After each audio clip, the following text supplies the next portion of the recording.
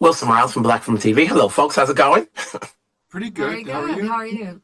Well, yeah, I always feel that when they every time they bring back your character, they just leave one chip in there where you can be you.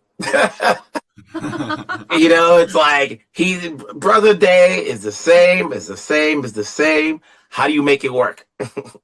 Um, yeah, well, I like to make him. Well, the thing about the riddle with Brother Day is that he's a different person every season, which is kind of, and we learned in the first season that that doesn't mean just a different, meat suit. He is a different. There's a soul inside of there that is different and unique. Um, but he's actually also the same person. And I think that kind of balancing both of those things is the fun part of it, really. So this season, the day is as different as I could make him from the other days. Um, he's lazy. He doesn't care about power. He just wants to kick back, have fun, and get stoned, and hang out with his animals and his girlfriend in the garden. And he wants nothing to do with the assholes in the palace. Like, he just wants to avoid them at all costs. And I think that there's something really relatable about that. and it'll be fun to see that character under the pressure of everything, that happens in this season as the ball starts rolling down the hill. And Laura, obviously, with season 2, we got to see a whole new side of you. So now it's 152 years later. What are we getting this season? Well, this season, everything is even more complex for her. Her inner struggle is even bigger because she has the hold of the Prime Radiant, which has offered her so much more information, but so many more questions and possible routes that she could actually start solving things. So actually, she holds so much power. She's one of the most powerful beings in the galaxy, but at the same time, she's the most imprisoned one. And having that all, I think, but like the previous seasons, her programming is very straightforward. She knows everything. She hears everything. She knows what to do. She has the answers very quickly. This season, everything is more complicated, more and kind of she's finding that there might be possibilities or options to think differently, act differently. Where would they lead all of us, like her, the dynasty, humanity? And for how much is she responsible for, or what happens if she drives the dynasty to that direction? What if she's left alone? What is her place in this universe after that? There's so many questions, and so there's a lot of power, but a lot of not knowing what to do, where to aim that power to. So I feel like it's a melancholically heavy season for her to struggle with these questions. Before I let you go, Lee, at the end of the day, are your castmates envy that you don't have to be the only one to have to stay in shape throughout the seasons? Everyone, we're all working our butts off to We stay. are. Yeah, but you're the only one out there that's like, all right, y'all get to see No, me. no, we're all like out there doing it. And we are It's actually. fun, it's a part of the camaraderie of the group is that we're, Yeah. working hard, trying to stay, get ready Hey, to get on camera and wear these costumes. as they say, camera ready. Congrats on the season 3. Let's keep it going. We'll talk down the road. Cool. Talk to you soon. Thank you. Bye. Bye. Hey, how's it going? Wilson Rouse from Black from TV. Obviously, we've got a new era, as you say. When you come into these things, and it's like 152 years later, but the character traits are still the same. Right. Why is that so? For those who are coming into this new. Well, because we're clones, and there's a whole bunch of us. And to explain it to new people coming to the show, we tell the story of a man who was so confident in his ability to rule forever that he creates a cloning device and clones himself not just at one age, but at 3 distinct ages, and lives alongside those 3 different people. So imagine me now, Lee Pace, who plays the middle one, and then there's Terry, who plays the other one. And the 3 of us coexist and rule, and that comes with its own fun, but definitely its own challenges, which you see a lot of this season. Who's who's the more cautious of the three of you? I think it's Terrence's character. Like, he sees what's coming, tries to warn everybody else, but everybody else just kind of brushes him to the side. Yeah. Yep, you're always trying to kick the old man to the curb. That's basically what they're trying to. But you're right. I'm trying to save the empire at this point. I'm trying to hang on to it with the last vestige of empirical power that we have, of dynastic power that we have, and it's all for him, because I want him to be able to take over the legacy of the Cleons, and of course things turn out differently. Okay. I think it's also just an interesting lesson that the show is trying to teach, which is that ultimately listening to your elders is almost always a good idea. I think, and every younger generation thinks they know better, and they never do. Yeah. That's definitely the case with us Cleons, yeah. You guys have been doing this for a while now, obviously almost every 2 years, and each of you have had different projects. But with this particular show, knowing the length of time before you guys come back, how have you grown, playing these roles and as actors? I think Good a lot of question. it is a question of trust. I think a lot of it. I think we just spent a lot of time together. It's both trusting each other, but also trusting ourselves. I think I know that Terry will say the same thing, but I'm incredibly proud of season 2 and of season 1. And so I think I came into season 3 just knowing we had that in the bank, and a lot of time has passed. We're hopefully more mature both as people and as actors, and that I hope shows on screen. I feel really, really confident about it. And I think there's something about that passage of time that's meant that we come back to the show, and we're so excited to come back. And as soon as we got these scripts, I was like, let's get on set tomorrow. I just thought they were so great. And I know that Terry thought the same thing. Yeah, I think when you're like you said, when we're every 18 months, every 2 years, we're coming back to do this. But you got to remember, when we are together doing it, we're together for eight months, 7 months, daily, for weeks at a time, hours, depending on each other, as Cassian said, trusting each other on the set. But then we are also a family off the set, because we're living in this bubble of doing the show. So when we go away to our other families and our other life experiences, and we bring all that back over a period of 5 years, that's just enriching everything that we already have on the set and also with each other. And that informs each other, I think, too. Definitely. For a new audience coming in, the good thing about when a show comes back, however the length of time has gone by, you're getting a new audience, because then now it says there's confidence within the network saying, oh, okay, we can bring it back. For those new coming in, and they're going to play catch up with 1 and 2 just to get into these characters. But for those who don't know, what's a good reason to start following Foundation Season 3? What I would say about this show, as distinct from other shows, is I don't think there's a show with more sense of scale on television. And I don't even think there's a piece of entertainment that it has as wide a scope as Foundation does, whether that be in film, theatre, or TV. I think Foundation is very singular in the size of the world. I mean, every 10 minutes in this show, you jump from planet to planet, from civilization to civilization, from religion to religion. You're dealing with a really broad scope of different actors and different personalities. And within that, there's all these philosophical questions of what does it mean to be human? Who are we when our time runs out? Do we have free will? Should we subscribe to religion? Should we not? Is it science we should listen to in the face of danger, or is it religion? Can we trust ourselves? Do we know the future, and will we? And what does our future look like? These are all very universal themes that I felt we encounter on a daily basis. And I think the show is so broad that there's really something in it for every single person. You have like sex, danger, intrigue, politics, battles, blood, spaceships, Terrence Mann. You name it, we got it. Yeah. Like So any that's what good, I'd healthy, dysfunctional family. Well said. Well said. You got the assignment right. No script needed. Congratulations on the new season. Keep it going. We'll talk later. Thanks very much. Nice to see you, man. Thank you. Wilson Morales from Black Film TV. Hello. How's it going? Good, how are you? It's like a long lost friend. I haven't seen you in 2 years. I know, but we're back here, and that's what counts. It's funny. The show hasn't appeared in 2 years. The series in itself goes further in time. How does it make it work when you're coming back a new century? Listen, I don't know, but we make it work. No, I mean, it's part of like the system now, and it's part of the idea of Gail. I mean, this idea that Gail comes from Senax, this repressed planet that has a religion, and they talk about the sleeper and the seers. and that being so important. And it kind of ends up being the Gail is the sleeper. She is this all-seeing being that knows how to predict the future and can see things coming. And it's like a real it's really like, full circle moment for her. And yeah, I mean, this time around she's chosen to sleep for that long, which I think is great.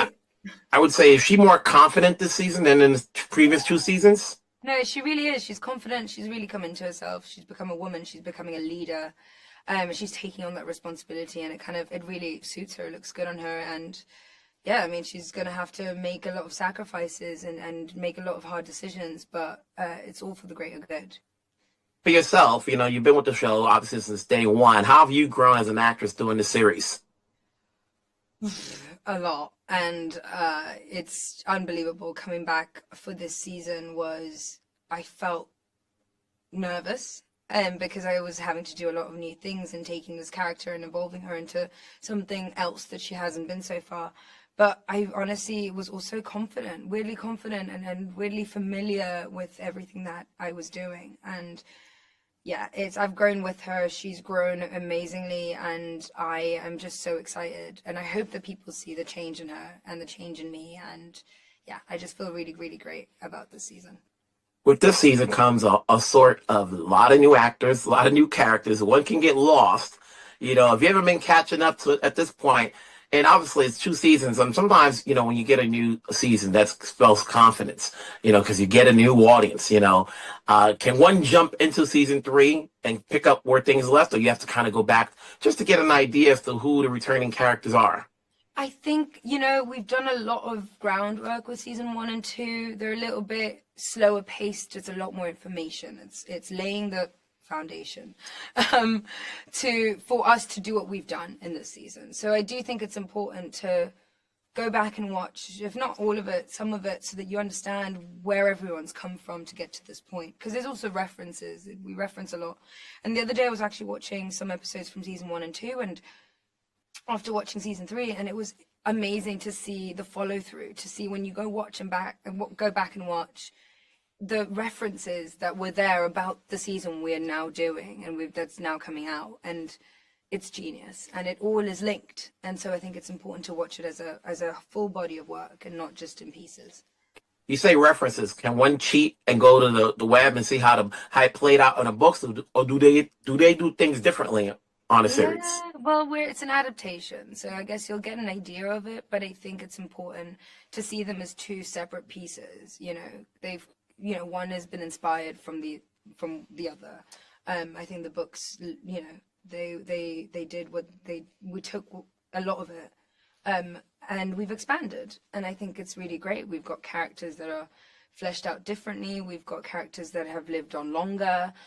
We've got different characters from the books that never meeting in the show. So yeah, it's really, I think it's a great adaptation. It's a great expansion of what the books were. And as they say, even though if we go on to another season and no spoilers given, and if you still look the same, you see, black don't crack. I mean, it's been right. I mean, that's why they keep putting me in cryo sleep, because I can't. That's what I'm saying, because everybody else is again. We won't go there. We won't say anything else. I won't go there, but you're not wrong. Yes. Good seeing you. Have a good time. We'll talk down the road. All right. Wilson Morales from Black Film TV. Hello, Jared. How's it going? Well, Wilson, how are you? Knowing that you're the one that started this whole brouhaha, no matter how many errors we go through, it is still the blueprint to what's to come. What do you make of it all coming to season 3? Well, I think the big news in season 3 is the unraveling of the certainty of the plan.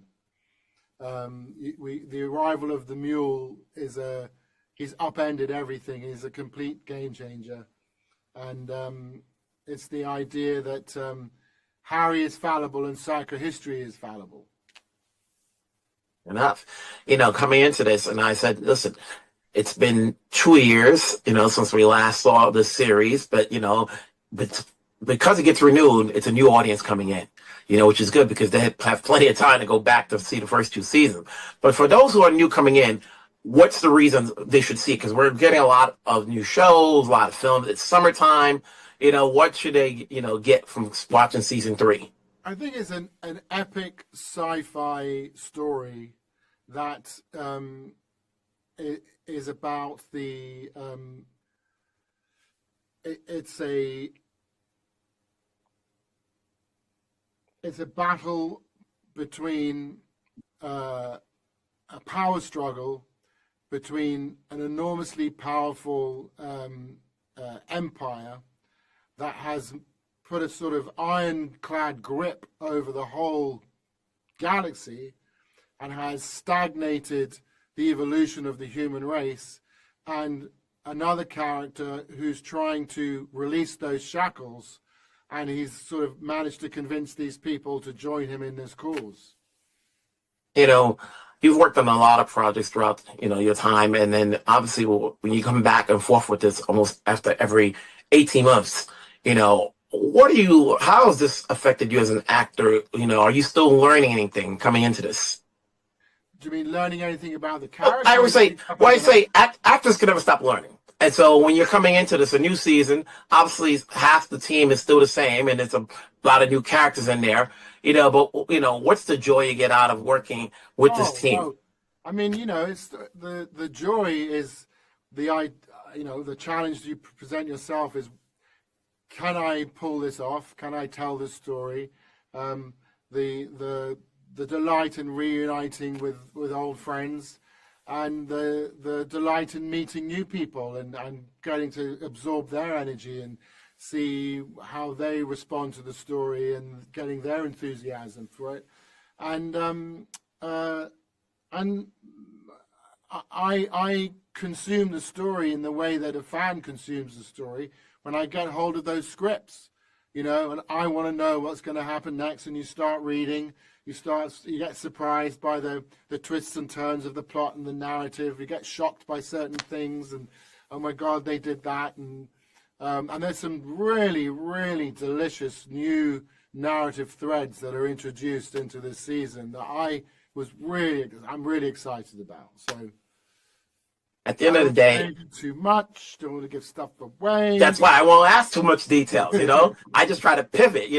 Outside of this show, what gets you to say yes to any projects you take? Is it the location? Who you working with? The role? Sometimes it's the time period. You could want to do it, but the timing's not right. Yeah, I mean, for me, it's the writing. It always starts with the writing, and whether or not do I need to turn the page to find out what's happening next? And if I find that I'm doing that and time's flown by and I've finished the script, that's a great sign. If you're struggling with the script, trying to get through it, or I'm confused, I'm having to go back to figure stuff out, that's not a great sign. So for me, it's whether or not I sit down to read the script and suddenly, my God, it's over. I finished the script. I've been completely absorbed by the story. And that's a story that I want to be a part of and tell. Listen, with Hari, you just never know when his time will come. No spoiler given. You just there. He's there to guide Gail into everything that's going on. And how is it working with Lou? You guys go back and forth. Delightful. Yeah. I mean, she's delightful, and we get on really well. And I'm really was totally thrilled that her story is finally her story to tell, and it doesn't rely on her story with Raish, her story with Salva, her story with me. It's fully her own story now, and the show needs that because she's the narrator of the story. She's the first voice that we hear in season 1. She's describing the story. It's her story, so she needs to step into it and take control of the narrative and run with it. So it was a breath of fresh air, I thought. Well said. Congrats on season 3. We'll talk down the road. Have a good one. Yes. Wilson Morales from Black Film TV. Hello. Hey, man. Every time you're on the screen, it's like, all right, there's nothing that good comes out of this character. So you get these roles.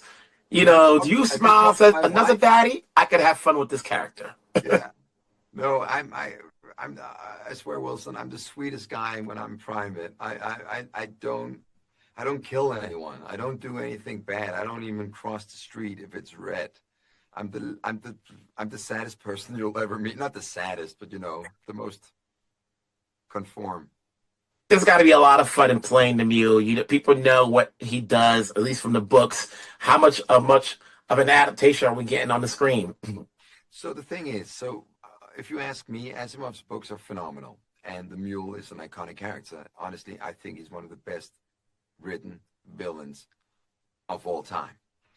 And at one point, you have to make it your own, because this is a collaboration with the showrunner, with the writers, with the directors, and the makeup department, the costume department, and me in this case. So you're standing on the shoulders of Asimov, but you're also creating your own world. And the thing is, the Mule is very different. He's not very different, but his physicality is very different in the book. He's a little bit more weak. He's more of a fool. He's the trickster, if you've read the books. And we had to make him immediately, what is it called? We had to make him a real threat from the beginning.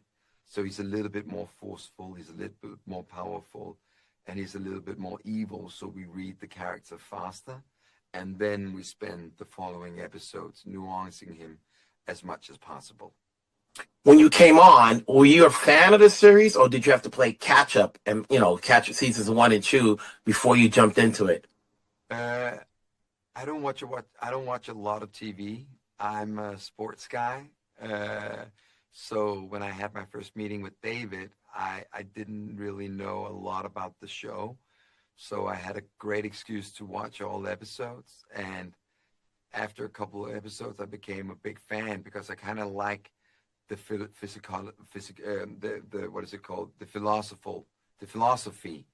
of the show. I like the theories about math and predictions and how that will predict the future.